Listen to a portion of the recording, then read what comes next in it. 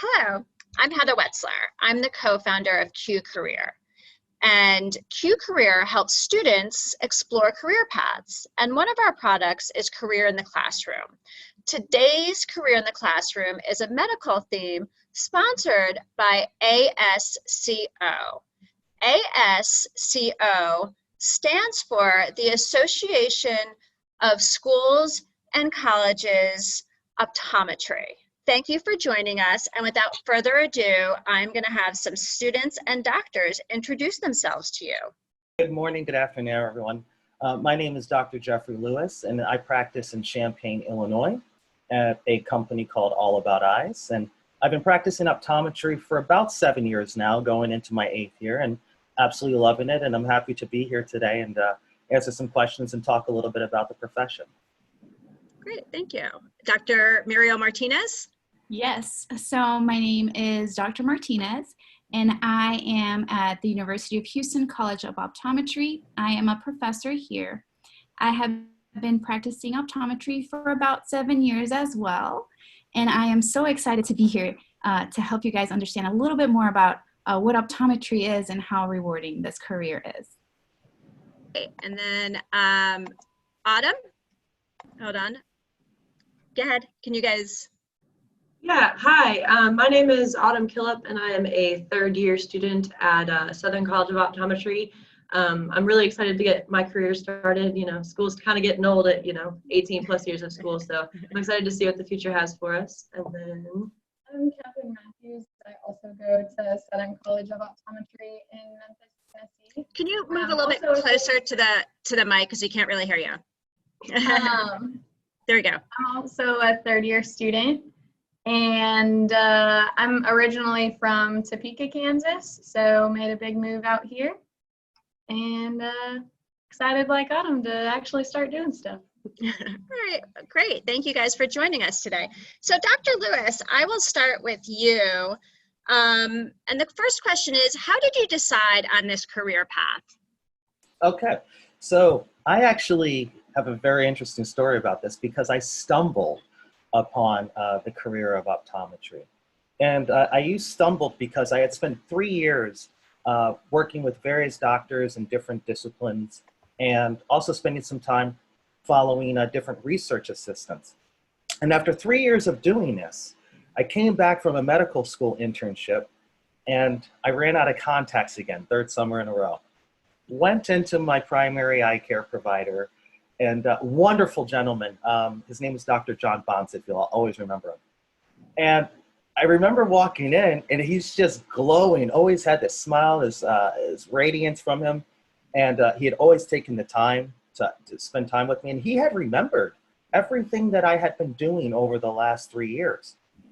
But what I ended up taking away from that day was realizing that he was the first doctor in the last 3 years that was always in a good mood. And that absolutely blew me away. I'd been spending all this time with all these different types of doctors, and he just was always in a good mood. And that was something that I thought was pretty in line with my personality. So I asked him if it was okay if we set up a time to talk a little bit more about his profession. Naturally, him being the kind of guy he was, he actually made time for me on the spot and ended up giving me a paid internship based off of all my previous experience, and then he ended up writing me one of my personal recommendations. So I think personally, for all the students that are watching, really take the time to evaluate professions that maybe you hadn't considered. And optometry is one of those professions that probably isn't at the top of your list when you think about maybe what you wanted to do for the rest of your life. But myself and some of the other esteemed colleagues that are here right now and future doctors as well can testify that it's really a rewarding and amazing career choice that many people are just unaware of. Great, thank you so much. Dr. Muriel Martinez, didn't know if I was going to say Muriel or Martinez, and I'll just decide to say both. Can you describe a little bit about what your work environment is like? Okay, yes, of course. So for me, because I am in a college setting, I get to interact with college students. students that are in optometry school currently. And so my environment can be a little hectic at times and overwhelming, trying to juggle class, teaching a class, going to clinic, going to a lab. And so that keeps it very interesting. And I have to stay very smart and sharp because these young students are so smart and they ask really hard questions, and I better be on it. You better be on top of it. So I get to see patients, and I get to see those patients with the students. I'm there attending. And I get to see a whole variety of patients here at the college. And that's what keeps it super interesting for me in particular. And so I get to see young kiddos. The youngest one that I've seen this year was 7 months. And then I get to see older patients as well. So the oldest one that I've seen was 73. So a whole range of people that I interact with, each one needing something different. But at the end of the day, so rewarding to be able to give them a pair of glasses that helps them to see, for the little baby, a completely new world, okay? And for the older gentleman, just to be able to continue with his daily activities of living, like reading, something that simple that we take for granted every day. So I love it. That's great. And then next for our two students, I guess, can you explain a little bit about the process of going to school for this profession? Did you need to get your BA? Did you both get BAs in biology? And what resources are out there, maybe in terms of scholarships or helping pay for medical school? Want to go first? Sure. So what you have to do is not all schools require you to get a bachelor's degree before you start optometry school. I actually got a Bachelor of Science in Biology. What did you get, Autumn? I also got a Bachelor's of Science in Biology. But other students have different degree backgrounds. There's a lot of different ones like psychology and different things. As long as you get the prerequisites done for whatever school you apply to or schools, they'll, review your application. Something you have to take an entrance test before you are able to do your application. So that's called the OAT. What does that stand for? Applications test. Yeah, it's pretty easy now. So you have to take that before, and then there's no like pass or fail grade. It's just a scaled score that they give you, and then schools review that. And there's also the ASCO. Yeah, there's a supplemental like exam or like thing that you fill out when you're applying. So there's like a whole system that you apply to all the optometry schools with, and then depending on the optometry school, they have a supplemental thing just asking, more personal questions sometimes, just because the generalized admissions thing doesn't have everything that they want to hear. So and the ASCO also has breakdowns of averages of every school, like the school, their GPA for the entering class is this, their OAT score is this, so you can kind of see where you fall. You don't have to be within that average, it's an average for a reason. So that's kind of the first part of going into it. Your first 2 years of optometry school are mostly, we call it didactic. So you are in class for half of the day, and then you're in labs learning how to be an optometrist the second half of the day. And it kind of depends on the school when you're able to enter clinic and start seeing patients. Usually that's about third year. And then in fourth year, you do rotations where you're at different clinics. And for SEO, you have to do one here at the school. And then the other two can be at any sites that we have around the country. One has to be a private practice, and then another is what we call an institutional. And that's either like a hospital setting or something where it's working with an ophthalmologist and an optometrist. Oh, great, great. Well, thank you so much. So, Dr. Lewis, can you tell us a little bit about, after you graduated school, you also probably needed some other skills to launch your own practice, correct? Yes. One of the things about optometry is I think it allows a lot of people's passions to show through. You don't have to be great at one particular thing. And it allows you an opportunity to maybe catch up in other areas without significant formal training. So in a lot of professions, you can kind of feel pigeonholed. And that's not something that actually I find in optometry. It allows you to practice pretty much all over the country, and depending upon where you are, maybe even certain parts of the world. But it also includes different specializations. So I believe Dr. Martinez mentioned seeing a 7-month-old, which is incredible because I try to only see patients who can speak. So I tend to work with patients who are more around 5, 6, all the way up until some of the ages that you mentioned, so 70s, 80s, and 90s beyond. I've actually seen a 103-year-old woman, actually, and she was in remarkable health.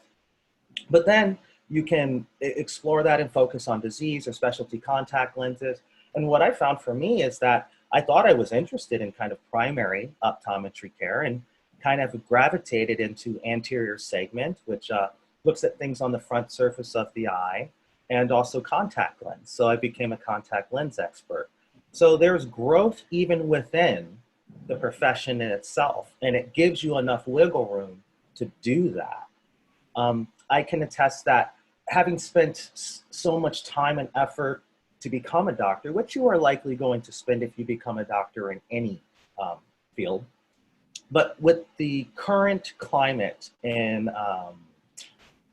cost of education to acquire a specialty, something like optometry, it's a field that actually allows you to live a comfortable life as well. So of course you're going to want to be passionate about something and find something that allows you growth in between. But you also want something that's going to ultimately be affordable with the current cost of education being so high. And that's something that optometry has been able to provide. It's actually been able to provide much more than I could have ever anticipated. And I'm sure people are curious about the salary ranges. And on average, you know, an average optometrist can make between $100,000 to $150,000 per year. And what's significant about that to me isn't just the amount that an individual makes, but it's also how hard you had to work and how much time did you have to spend to make that type of income. And you'll find that a lot of optometrists work part-time because they find the salary to be very favorable. And you'll find that a lot of full-time optometrists are working about 40 hours a week. And of course, there are individuals, you know, kind of at the different ends of the spectrum. But that just gives you a testament to kind of the economic fortitude that's provided by this profession. Great, thank you. And I think I might have butchered the name of ASCO when we were first starting. I don't think I said optometry, and I think all of you guys were too gracious to correct me on that, but I know that we're talking about optometry. Yes. So, This is the ASCO. Yes. Dr. Muriel, can you, I guess, describe, you know, some resources or even maybe some high school classes? So today we're primarily talking to high school students, you know, so what are some high school classes that, you know, are important that high school students, you know, might not think about as they're, you know, taking classes right now? Like what are some classes that are important to this career? Yes, that's a great question. So some of the most important classes are, in my opinion, physics, if you can take it. You will have the option to take physics in college, but taking it in high school really helps prep you for that college material that you will get. So physics, you have math. Math is very important for optometry. We use math every day. And so understanding mirrors and lenses, and when something's concave or convex, it's really important. So math is key. Chemistry and biology, so all your sciences. But with that being said, when you are going to apply to optometry schools, because I've been part of the application process, we look for students that are a little different but are still able to meet the prerequisites that were mentioned earlier to apply for optometry school. So for example, if we have a student that majored in music, but took all their sciences, that lets us know this student is very well-rounded, okay? We have tons of applicants that are biology, biology, biology, chemistry, chemistry, chemistry, which is very important. But that well-rounded student is also very important, because at the end of the day, you will be with patients, with people. And so we want you to be able to function well in that atmosphere. But in high school, focus on math, focus on the sciences. Those are really, really important. And then we had a question come in from a school that was asking, what is the cost of education versus potential income? So either Dr. Lewis or Dr. Muriel, either one of you guys could take this. Sure. So without going into specifics, it can vary because some of the schools, and I'm sure Dr. Martinez can attest to this, are more like state schools, and some schools are private. So the cost of attendance literally can be double, depending upon which program you choose to be part of. So there's in-state, out-of-state tuitions, very similar to what you would see in college. And Dr. Martinez, I'll let you take this over. Sure. So if you're going to go, like Dr. Lewis mentioned earlier, to a private college, your tuition can be doubled. So if you guys are looking for a number, I could say something close to the range of a difference between $42,000, and that's not including cost of living, that's just school, to $80,000 to $100,000. So that could be how much you would end up paying for your whole entire 4 years of school, which it takes 4 years to go through optometry school. And then Dr. Lewis mentioned earlier your cost, your earning potential, right? On average from 100,000 to 150. So that way you can compare more on numerical to numerical value. Now the students that are joining us, because they're in it right now, they're probably a little more aware of how much that cost is. So I don't know if they wanted to maybe input so we can bring them into the conversation also. Yeah, it's actually kind of cool that SEO is a little bit different than most schools in terms of how they, allow us to be able to get through school, pay for school. One thing that's awesome about Southern College of Optometry is, first of all, they're a private school. So like she was saying, it's on the pricier side, but lucky for us, Southern College of Optometry opened up a brand new clinic about 12-ish years ago, and that has offset our tuition a lot. We are actually one of the cheapest, if not the cheapest, private school that is in the optometry world. So that's something that we're very proud of. In addition to that, we also have a lot of scholarships that are offered, both like the endowed scholarships, and then they also have regional scholarships. I believe you have one through Kansas. You want to explain how that kind of works? Yeah, so for some states that don't have optometry schools within their state, students don't have the option to have in-state tuition. So it will depend on what state you are a part of and kind of what optometry school you decide to go to. But your state can have an agreement with the school that says they'll give X amount of money as a scholarship for you to attend that school because you don't have an optometry school in your state. So I have that through Kansas, but they're a little bit different in that they make you agree to come back and practice in the state after you're done with school. Some states like Georgia, they have an agreement with SEO that says, I'll give you X amount of money and you don't even have to come back to Georgia. We hope you do, but you don't have to. Another thing is Tennessee students actually don't have in-state tuition here. No one has in-state tuition at SEO since we are a private optometry school. So not all the Tennessee students get the regional seat from Tennessee.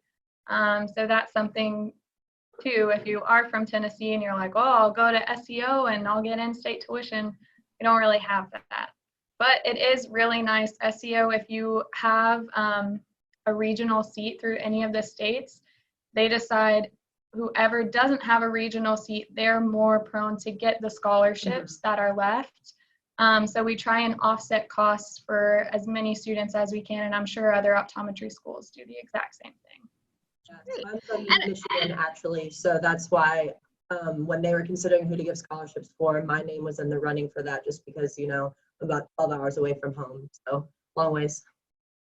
And I'm sure. oh, sorry. Go ahead, go. Just a small tidbit to add on to this that I think is very important. And the question started off, what is the cost, right? But I think when it comes to all the students that are watching this, realize that there's nothing more worthwhile than investing in yourself. Nothing. And education is one of the ways that you can do this. And so while you may incur some cost or AKA debt, this is ultimately building you and giving you an opportunity to literally provide a better life, not only for yourself, but for your future family, and also to the people that you're going to be providing a service. And that's something really important to remember. Yep. And I've seen too, there's also different scholarship opportunities from some companies like Johnson & Johnson, correct? So I'm not quite sure what that entails, but to know that there's money out there too, you know, if students are really interested and looking for those different opportunities. And I know ASCO highlights those opportunities quite often, either on their website or even like on their Twitter feed too. So they're a good one to follow for social media. Also, to go full circle, right? The classes that you need to take, the more competitive you are, the higher your scores, then you can qualify for a lot of these scholarships. So get good grades in math, get good grades in your sciences, you know, just to go full circle in this conversation. Great. And then we do have a question that Dr. Muriel, if you want to answer it, is what is the difference between ophthalmology and then optometry and so ophthalmology And optometry. and optometry? Yes. So there is optometry, which is what we are talking about right now. And then there's ophthalmology. So for optometry, typically you do your 4 years undergrad school, same as for ophthalmology. Then you decide, do I want to go to optometry school or do I want to go to medical school? Okay. So if you're going to go to optometry school, you're going to end up like us. If you go to ophthalmology school, you will become a medical doctor. Once you get into those two different paths, we do a lot of very similar things. Now, with that being said, optometry, we focus a lot on glasses, prescription, contact lenses, low vision if someone can't see very well. We specialize in seeing little itty bitty kids, and then we don't do surgery. Okay, right now we aren't, in most states, don't allow you to do any type of laser surgery or cataract surgery, although some of those laws are changing as we speak. Now, for ophthalmology, they typically are who we send our patients to for different types of surgeries. If you have an eye turn, if you have a cataract, if you have any kind of disease in the back of the eye that requires an injection to the eye, then we will refer to our medical counterparts. I don't know if Dr. Lewis wanted to add anything else. I thought that was great. So a good way to describe it is a primary care doctor for the eye. Mm-hmm. Yeah. Mm-hmm. Great. I guess too, some students want to know, you know, what soft skills, so they hear this word soft skills a lot, right? And no matter what career track that they're interested in, whether it's medical and health sciences or, you know, woodworking, right? The word soft skills keeps getting put in front of students. So one of the questions is, what does my teacher mean when they say soft skills? So Dr. Lewis, would you like to take that one? Sure. I tend to think of soft skills as being things that are also learnable, but maybe not in a traditional academic setting. So something could be a soft skill, maybe as an active listener. You know, the ability to, whether you have a boss or you have a patient, you have to kind of decipher what's important and be able to use your skill set to help solve any challenges or problems that you might face. Another one could be empathy, you know, emotional responsiveness. You have to remember that at the end of the day, the way an economy works is it works with people. So you're going to encounter people regardless of whatever position or field you end up in later in life. And the ability to be able to relate, also understand, or maybe even share some experiences that other people have had will allow you to foster relationships and probably allow you to do your job a little bit easier. Great, thank you. And then we have a question for the two students, and that question is, you know, since you guys are both third years, you know, what are your next steps? So It's actually a pretty big year, at least for us at SCO, because like Catherine was saying earlier, we started in clinic this year after, you know, being in the class and the lab for the majority of our days. So we've been seeing patients since May. We've been prepping for our externship rotations. We have what's called our first part of our board examinations. As a optometry student, there are 3 parts that you take for your board examinations, and our first one is coming up in a couple weeks. We're doing great. So that's what's on our most immediate horizon. We start our externship rotations coming up this summer. So like she was saying, we do 2 externship rotations. One's at a private place, one's at an institution. So this summer, I'll actually be traveling to Alaska to do my first rotation at the Indian Health Service that's in Bethel. Where are you heading this summer? This summer, I'll actually go back home to Kansas City. I'm going to be at a children's hospital. great, great. And then, so we're going to start wrapping it up. So some classrooms are going to be leaving in about 3 to 5 minutes, depending on where they joined us. And I did want to say, for more information about eye doctors and ASCO, they do have a website called futureeyedoc.org. And I think Dr. Lewis and Dr. Martinez might be prominently featured on that site as well. So if you want to learn a little bit more about, even like what they like to do for fun, I believe is featured there as well too. So I guess in wrapping up, why don't we kind of go down the line of Dr. Lewis, Dr. Muriel, and then the two students and discuss, what do you want students to take away today from today's live cast about becoming an eye doctor? Okay. First, I'd like to applaud all the students for taking the time to even consider this. I think that that's a start. And as I mentioned earlier, I think really be open-minded, as you may be surprised what you end up loving and what opportunities might be available to you. And you might actually be in the stage where you're still developing and learning a lot of skills. So really, as far as I'm concerned, all of you can do pretty much whatever you want to do.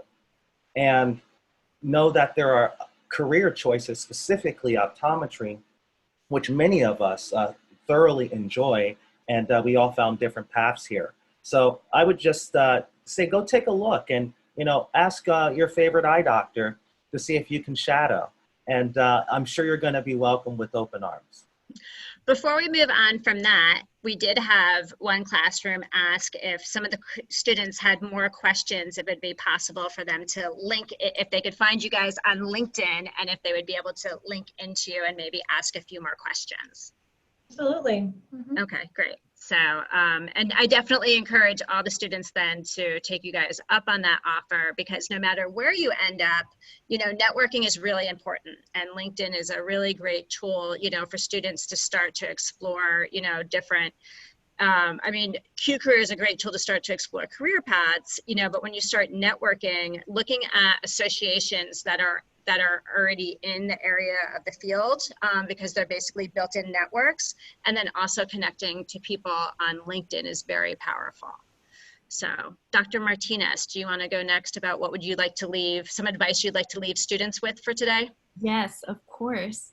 So I can't echo what Dr. Lewis has said about this career being so rewarding at the end of the day, and how, yes, I am happy to be here and I am happy to see my patients. With that being said, it does take hard work. Okay, you're investing in yourself at the end of the day. And even though, as the students could probably agree, the end doesn't seem near just yet, you know, for them, but it does come to an end in that scholastic aspect. And then when you're done, you get to start working and doing things that you will enjoy to do socially as well. Work hard, consider optometry. It's awesome. Like awesome isn't even the word that I don't know any other word to use. It's awesome. It's rewarding. Visit the ASCO website. The ASCO website can give you so many answers to so many questions that you might have. You can also, I believe, sign up in their website and they'll give you more information if you'd like. So that website, key, I would go to that.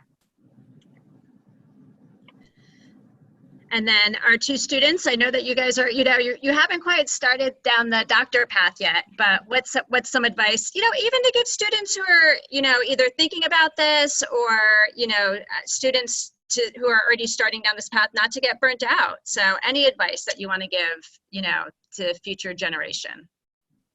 Go ahead. So I actually wrote a blog post about this on ASCO's website. So again, they were telling you guys earlier, ASCO's website is amazing. Q Careers website is amazing. Any questions that you have, you know, they have a whole bunch of resources for you.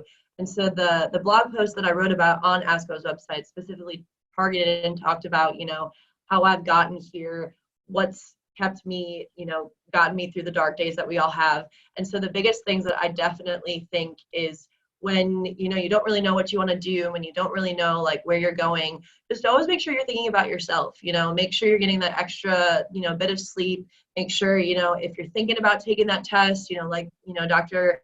Martinez was saying, like, it looks good when you take that test, you know, like, I wish I would have taken, you know, a couple more classes in undergrad because I would have, you know, probably been a little bit better off here. And so just in the end, you know, make sure that you're always thinking about yourself, because once you do get here, I personally have wanted to be an optometrist since I was 9. I'm very, very excited to almost be what I've wanted to be my whole life. And so always think about yourself in the end, because when you get there, it's amazing. There's no reward better than when you get to where you want to go. My main thing would be just echoing what Dr. Lewis said about shadowing. Even if you don't think optometry is for you, go shadow a doctor. If you don't think dentistry is for you, go shadow a doctor. You won't know what you like until you get there. I didn't decide on optometry until I sat in with a doctor for a couple of days and said, this is exactly how I want to spend the rest of my life, being able to talk to people one-on-one and have those kind of connections. Another thing that I would say is when you are, you know, taking those tests and doing those classes and your undergrad experience, don't get so down on yourself if you don't do well on one test. It doesn't matter in the long run. I would always just have nightmares after a really bad OChem test and think I'm never going to get into optometry school because I didn't do well on this one test in organic chemistry, but that's not the case. So just keep your spirits high and try your best. Great. Well, I want to thank you guys so much for your time today. It was really important for students to learn more about this. And thanks again.